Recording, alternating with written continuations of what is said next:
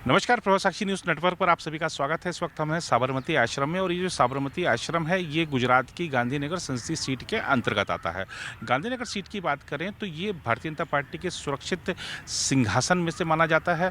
पूर्व प्रधानमंत्री अटल बिहारी वाजपेयी यहाँ का नेतृत्व कर चुके हैं संसद में। पूर्व उप प्रधानमंत्री लालकृष्ण आडवाणी तो 4 बार यहाँ से संसद सदस्य रहे हैं, अभी भी वो संसद सदस्य हैं। 2014 का जो लोकसभा चुनाव था वो 4,83,000 वोटों के अंतर से जीते थे।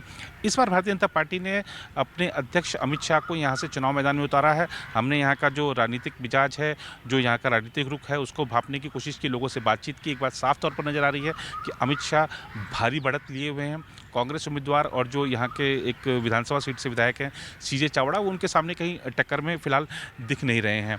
अपनी इस रिपोर्ट में हम आपको दिखाते हैं कि गांधीनगर संसदीय सीट के जो समीकरण हैं वो क्या है।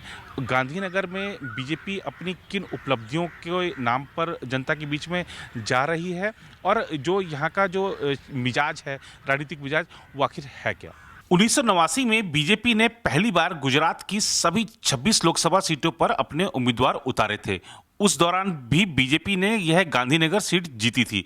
ऐसे में पार्टी कार्यकर्ताओं की पूरी कोशिश है कि अमित शाह को भारी अंतर से चुनाव जिताकर लोकसभा भेजा जाए। वहीं इस सीट से कांग्रेस ने सीजे चावड़ा को मैदान में उतारा है। चावड़ा उत्तर गांधीनगर से दूसरी बार के विधायक हैं। इस सीट से 2014 में भारतीय जनता पार्टी के वरिष्ठ नेता लालकृष्ण आडवाणी 4,83,000 वोटों के अंतर से चुनाव जीते थे। इसलिए भाजपा का प्रयास है कि इस बार अमित शाह का जो जीत का अंतर है वो लगभग 7 लाख वोटों का होना चाहिए। भाजपा ने शायद पहले ही तय कर लिया था कि वह इस सीट से अमित शाह को उतारेगी। संभवतः इसी कारण से अमित शाह के नामांकन दाखिल करने से पहले अहमदाबाद अर्बन डेवलपमेंट अथॉरिटी ने करीब 500 करोड़ रुपए के प्रोजेक्ट की घोषणा की। इन प्रोजेक्ट्स में पानी, गटर और ट्रैफिक की समस्याओं को खत्म करना शामिल है। इसके अलावा अफोर्डेबल हाउसिंग बनाना भी इसका हिस्सा है। गांधीनगर कॉन्स्टिट्यूंसी की बात करें तो यहाँ पर सरकारी कर्मचारियों की काफ़ी अच्छी संख्या है। इस सीट पर शेड्यूल कास्ट के वोटरों की संख्या 11 से 13% है, पटेल वोटर करीब 13% और ठाकुर वोटर करीब 11% हैं। इस लोकसभा सीट में वेजलपुर क्षेत्र भी है जहाँ मुस्लिम वोटरों की संख्या 40% है। जुहापुरा, जहाँ मुस्लिमों की सबसे ज़्यादा संख्या यानी करीब 3 लाख की आबादी है, वह भी इस इलाके में आता है। इस लोकसभा क्षेत्र में सबसे ज़्यादा वोटर वेजलपुर और घटलोडिया में है। अमित शाह इन दो इलाकों के ठाकुर और राबारी समुदाय के लोगों को लुभाने की पूरी कोशिश कर रहे हैं और अमित शाह ने अपने जब नामांकन के दौरान प्रस्तावक के लिए बात आई तो इन समुदाय के लोगों को ही चुना था प्रस्तावक बनने के लिए। गांधीनगर में भारतीय जनता पार्टी की ओर से जो कराए गए अब तक के मुख्य विकास कार्य हैं उनकी बात करें तो इनमें मेट्रो रेल प्रोजेक्ट के अलावा बुलेट ट्रेन प्रोजेक्ट भी शामिल है, जिसका शिलान्यास प्रधानमंत्री नरेंद्र मोदी ने साबरमती रेलवे स्टेशन पर किया था।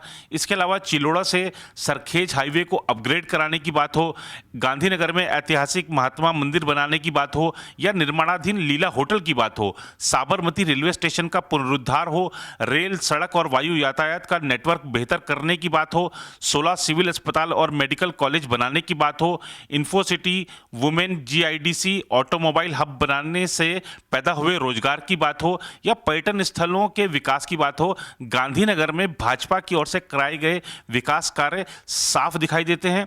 यही एक बड़ा कारण है कि ये जो सीट है बीजेपी का लगातार गढ़ बनी हुई है और इस बार के चुनाव में भी यहां पर ये आप बात साफ महसूस कर सकते हैं। हवा में बात ये साफ महसूस की जा सकती है कि भारतीय जनता पार्टी के उम्मीदवार की ही इस बार भी जीत लगभग तय है।